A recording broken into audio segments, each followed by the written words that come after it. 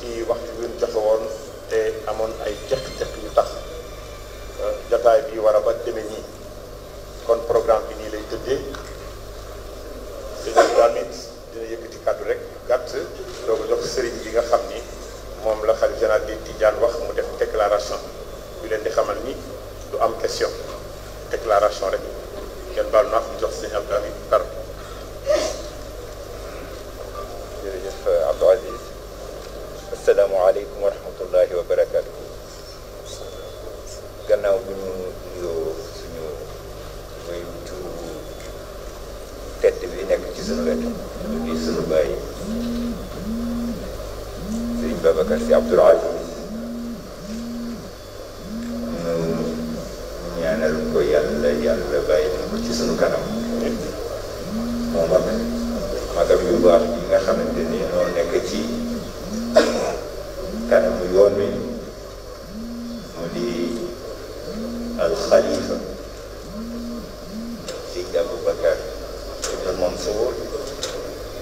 ak njabootu Cheikh El Hadj Malick ñu mu boole jiite woote bi nag woote jàmm la nuyu bokki journaliste yi fi teew sant leen ci seen teewaay sant leen ci seen ànd ak xadra Cheikh El Hadj Malick Sy radiyallahu anhu ci xew-xew boo xam ni taxawaay bi ci Tiwaawan amoon daan amee moo tax ngeen àndandoo ñëw fekk si nu tontu woote bi nga xamante ni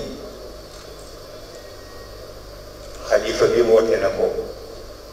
ngir dégtal leen li mu bëgg a dégtal jullit yi dégtal ko Sénégal dégtal ko àdduna mu message bu am solo bu mu bëgg a joxe te sant suñu waajur yi mu ñëw dégtal ko ñi ko war a dégg kon nanu sant leen ci seen ñëw ak dunu guddal dañu koy jox kàddu gi moom moo xam li mu leen war a wax ñu déglu kook suñuy nopp taataan kook suñuy xol bu noppee li mu joxe ci message daanu ko tënk ngir yéen ñi ko soxla ci wàllu français su ko defee foofu la ñuy yamale waxtaan wi Abdou Aziz wax na ko léegi déclaration la du point de presse nga xam ni déclaration la du point de presse kon nag ñu déglu ko di dellu santaat organe de presse yi fi teew yëpp ci turu xalifa bi di ñaan lii nu dugg yàlla ñu ci yàlla defal ndam ñu ci bëgg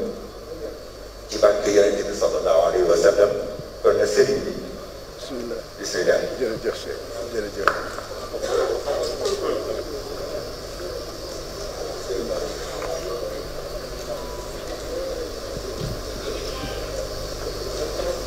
أعوذ بالله السميع العليم من الشيطان الرجيم ولا حول ولا قوة إلا بالله العلي العظيم بسم الله والحمد لله وصلى الله وسلم وبارك ومجد وشرف على المبعوث رحمة وهداية للعالمين سيدنا ومولانا محمد وعلى آله وأصحابه أجمعين حضرات السادة إخواني أخواتي في الله لله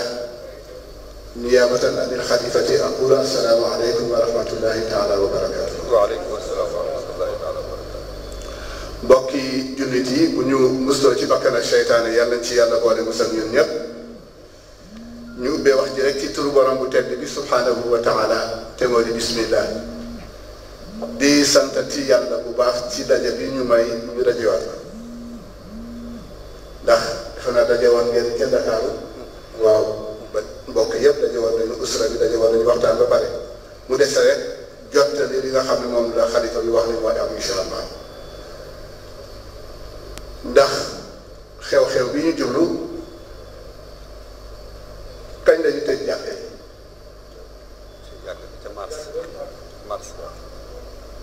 booba lay julliwuñ ci kañ la ñu tëj jumaa yi boobu léegi julliwuñ ci ak ayit yi fi jaar korite Tabaski yëpp tabaarakallahu dañ ko aj li ñu jublu lan la ci diine bidaa mustahsana moom salaat bu gën a dëgër salaat kon waxtaan nañ ci ba pare ak kaaba gi sax Makka téere yi bind nañ ci lépp bind nañ ci waaye sëriñ bi def ni comme que waxtaanoon ngeen nañu yëg ni rek Tiwaawan du gàmm Tiwaawan du gàmm buñ demee ci téere yi bari na bindoon naa ko waaye dafa ni ma nañ ko gàttal comme que waxtaanoon ngeen ba pare ci Ndakaaru jàpp li ngeen di jàpp mooy Tiwaawan insha allahu du gàmm yàlla ñu yàlla may nag fekkee nag ay at ci kanam muy at yi yokkute ak sutura ci barke Seydina Muhammad boo delloo ci téere yi di nga ci gis ngànt yu bari yoo xam ne kenn ku ci nekk mën nga cee sukkandiku ba du am te dañ ma def ma waxoon sax wax ji na yem foofu boo delloo ci alquran am na lu ci wax waaye boo demee ci médecine yi fi toog fasalu in kuntum la ta'lamun waaw te feebar la koo xam ne bii bari nañ ñoo xam ne ñu ngi dem di ko yóbbaale te xamuñ fi ñu koy dem kon nag sëriñ bi daal nee na dañu bàyyi insha allahu ba déwén ñu dee gàmm ñu gàmm insha allah wasalaamu aleykum wa rahmatullahi taala wa barakatuh.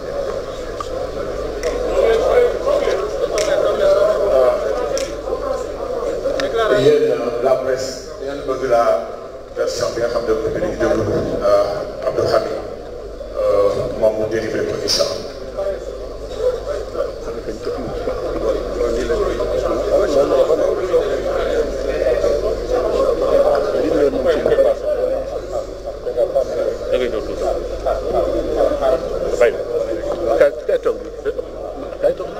kay benn la kay toog nii benn la yëpp ndax nga jël dimbale ma bi Muhammad yi ngant la ñuy tam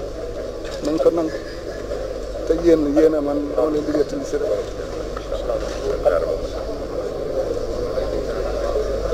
ya Rasulallah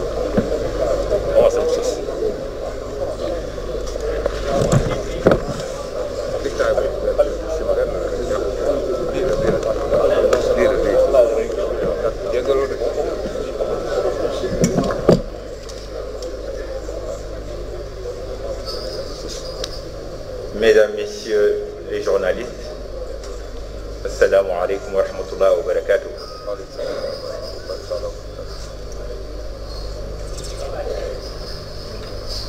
Je m'en vais vous faire lecture de l'essence ou de la quintessence du message extrêmement important que Serigne Babacar Sy Ibn Abdul Aziz, notre oncle, vient de vous délivrer au nom du Khalife général des Tijanes, Serigne Babacar Sy Mansour. Une déclaration qui intervient dans le cadre, en prévision de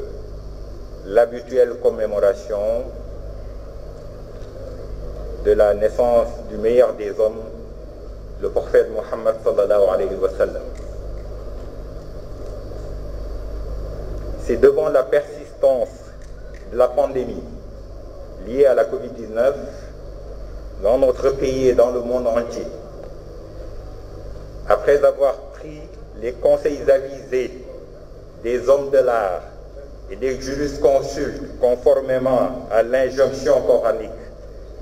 Fas'alu ahla dhikri in kuntum la ta'lamun,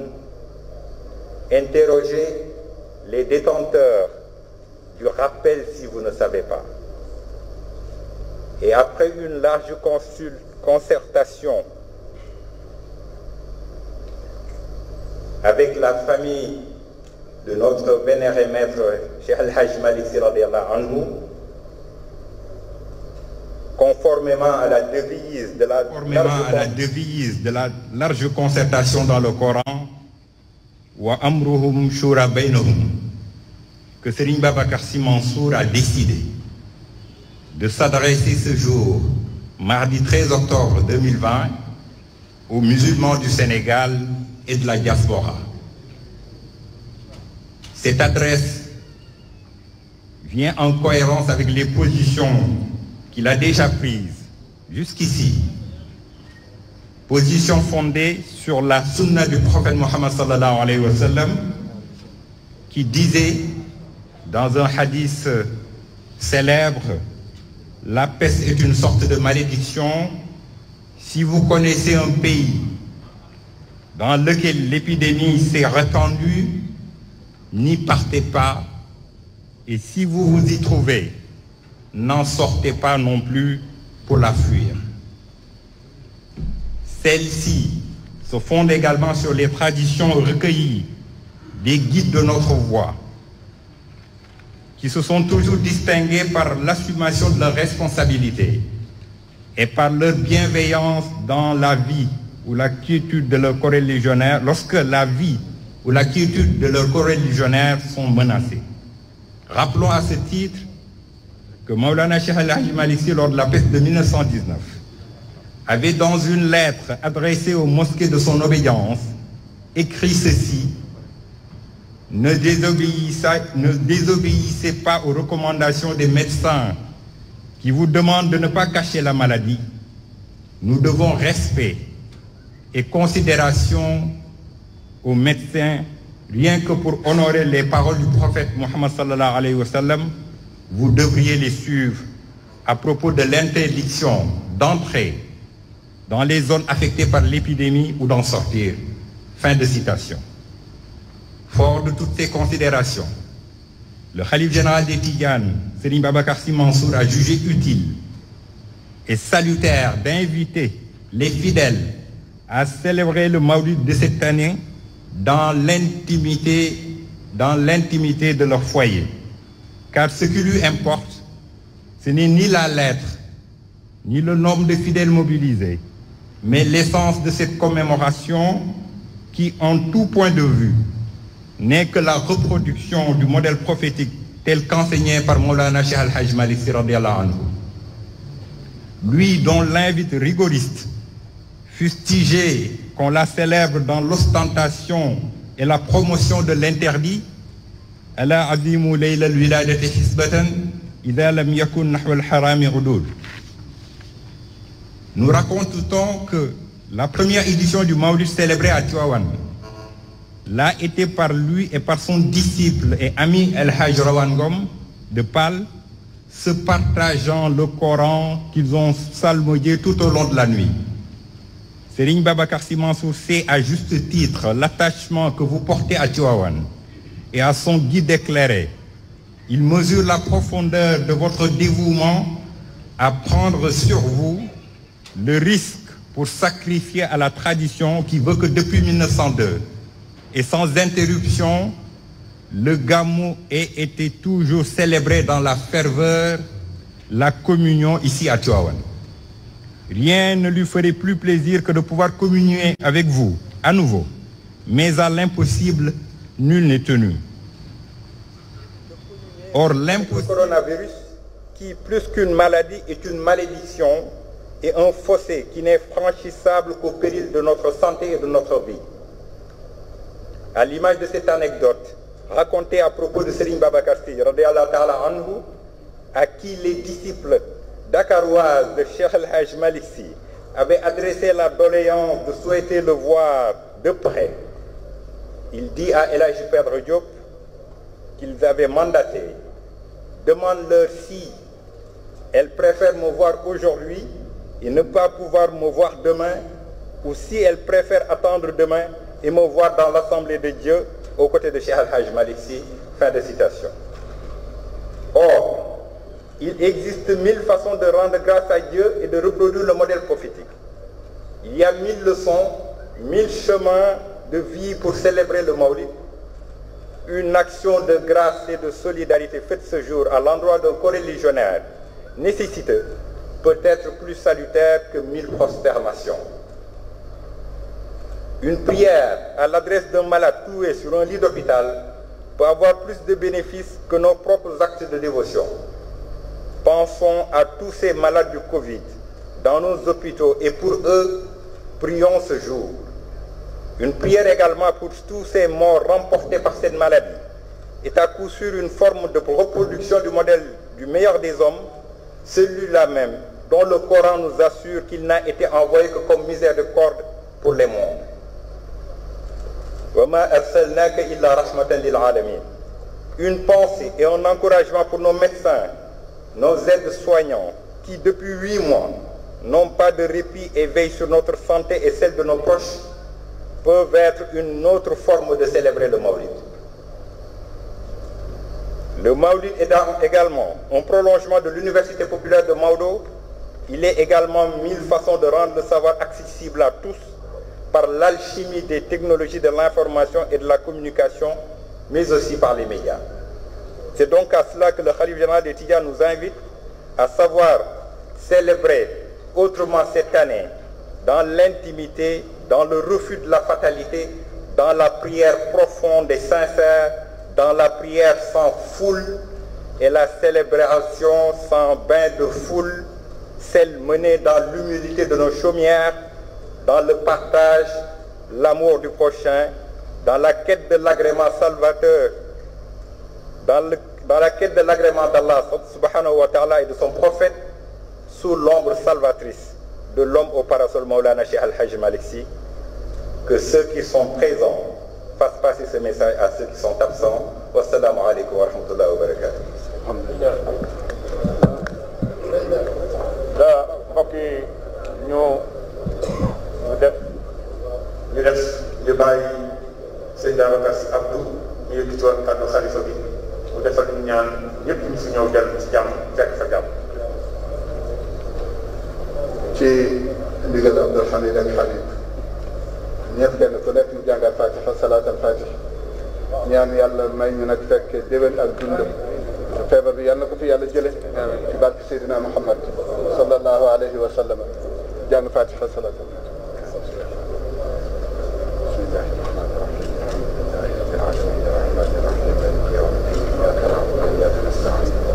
اهدنا الصراط المستقيم صراط الذين انعمت عليهم من النبيين والصديقين والشهداء والصالحين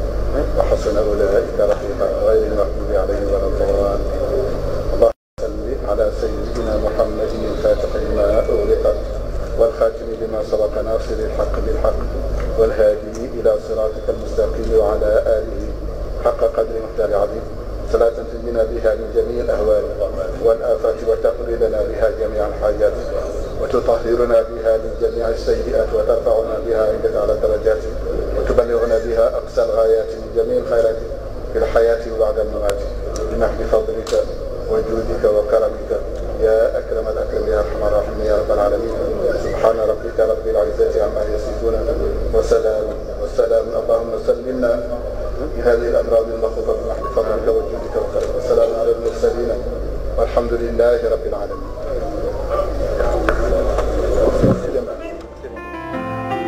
بسم الله الرحمن الرحيم. لا إله إلا الله لا إله إلا أنت الله أكبر الحمد لله.